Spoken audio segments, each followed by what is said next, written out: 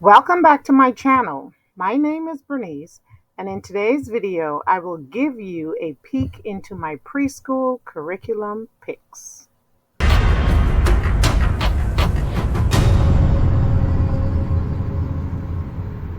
So here we have my curriculum picks for Bible. As you can see, I have a bin that I keep all of my subjects in. For example, this will be Bible, and I have my lesson plan guide in here as well. The lesson plan guide that I am using is from Rebecca. I'm just following what they are teaching at different levels without purchasing the very expensive preschool curriculum. And because I have purchased them in the past, I had this at my disposal. These lesson plans can be found at any homeschool curriculum sales. They can be found at yard sales, on Facebook Marketplace, on OfferUp. Inside the lesson plan, you will find the weeks. Each week tells you what is being taught. For example, Monday, they're focusing on bees, week 4. Tuesday, Wednesday, Thursday, Friday, skills development. They're doing arts and craft, and I will show you what I'm doing for art and craft, poetry, preschool Bible, coloring book. So everything that I am using is my own put together curriculum, but I'm kind of following the guideline of the preschool. What I'm also doing is I'm also incorporating some of the K4 lesson plan, which starts teaching the 4 and 5-year-olds to read. So not only will I be doing preschool with her, I'm also doing the K4 with her because she's 4 years old and I want her to be reading by the end of the school year. So as a result, I'm following some of this preschool curriculum, but I'm also following the Rebecca K4 lesson plan. So for a 4-year-old, you would want to purchase the K4 lesson plan. But like I said, this is her first year of formal schooling. And I'm starting with the preschool to make sure I get all of this out the way. And then I'm also incorporating K4 in there as well. So for her Bible, I am using 2 Bible curriculums, Bible Nuggets from A to Z. It pretty much tells you what to do each week or each lesson. It's using the alphabet method to teach different topics. It's teaching her how to incorporate motor skills, coloring in the lines, drawing lines, which we also do drawing and writing as well. But for Bible, this is the activity booklet that I'm using.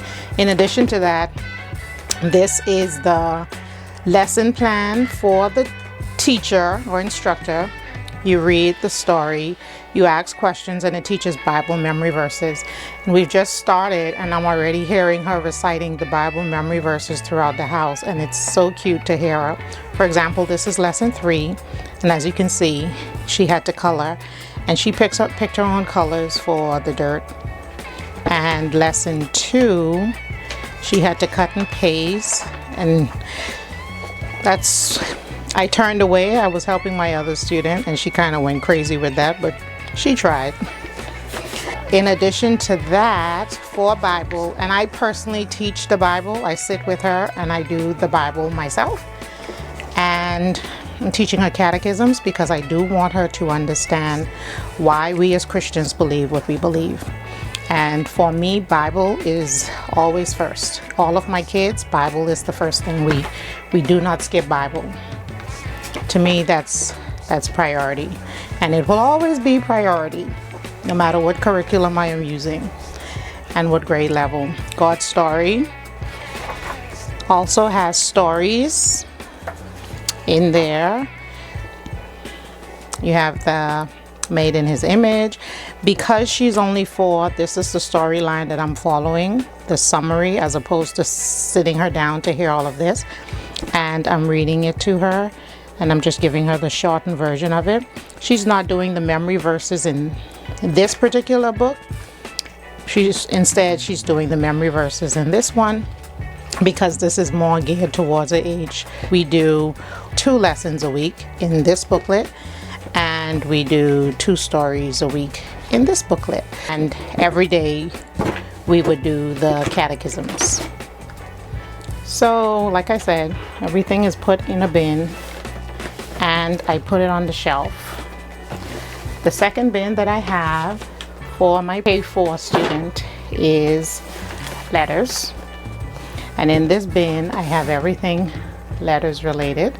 By the end of her K4 year, I want her reading one vowel words as well as the and sight words.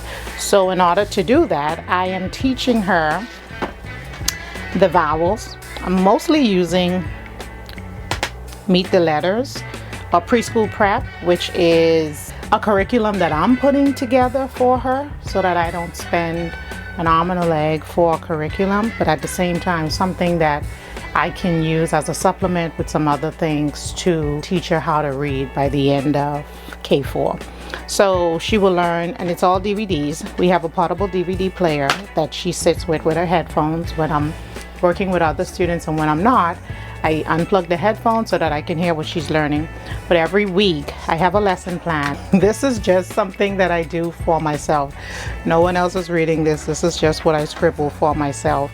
So letters, numbers, shapes, colors, reading, writing, cutting and pasting, and thinking skills. And this is just something, like I said, I draw up for myself as a guide. And I pretty much do this for every one of my kids, even with curriculums that I am piecing together, because it makes it so much easier for me to know where they are, for them to know what to do, and for me to keep track of what they are learning.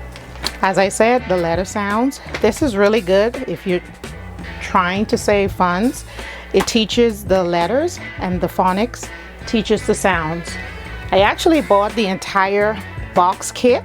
The box kit comes with the Preschool Prep collection, the letters, the numbers, shapes, colors, sight words, which I won't be doing anything with. My focus is just letters, numbers, shapes, colors, and phonics. I won't be using these 5. The kit that I purchased, which I got on Amazon, less than $200. It comes with the letters, and she's coloring. This is a little better. She wanted to color it the way the characters are, so I let her. She wanted to leave it white. This is pretty much what the characters look like on the screen.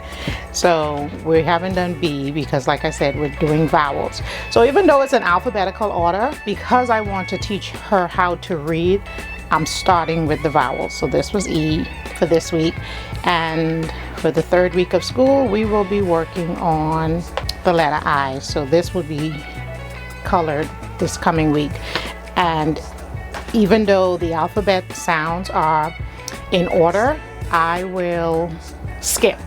The way I play the lessons for her is I play the letter A, and then I take out the DVD, teach her the letter A, revise it with her, and then I put in the sounds of the A, which it gives all the sounds, the A, the A, the R.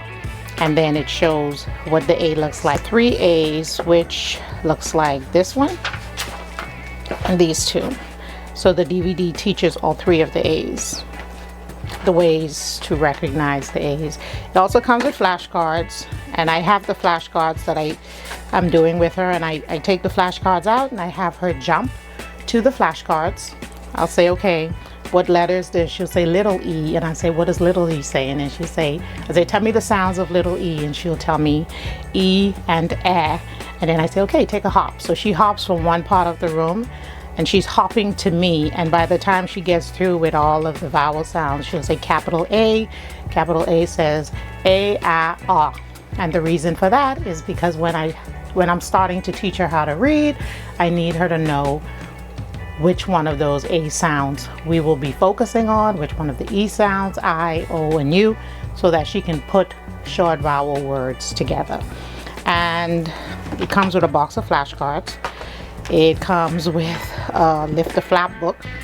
This is a really all-inclusive kit for preschoolers, guys. It has the Lift the Flap. The characters were white, and she just colored them the way they looked. And she has fun going through that sometimes. She's done. And like I said, I'm just skipping to the letters we're focusing on, as opposed to having her do it in order. You can do it the way you want. Because I have done homeschooling for so long, I have so many curriculums and so many kits. So I bought the K4 kit.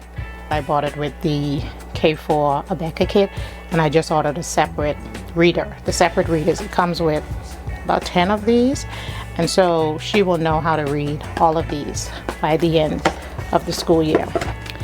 And then I have letter sounds skills workbook.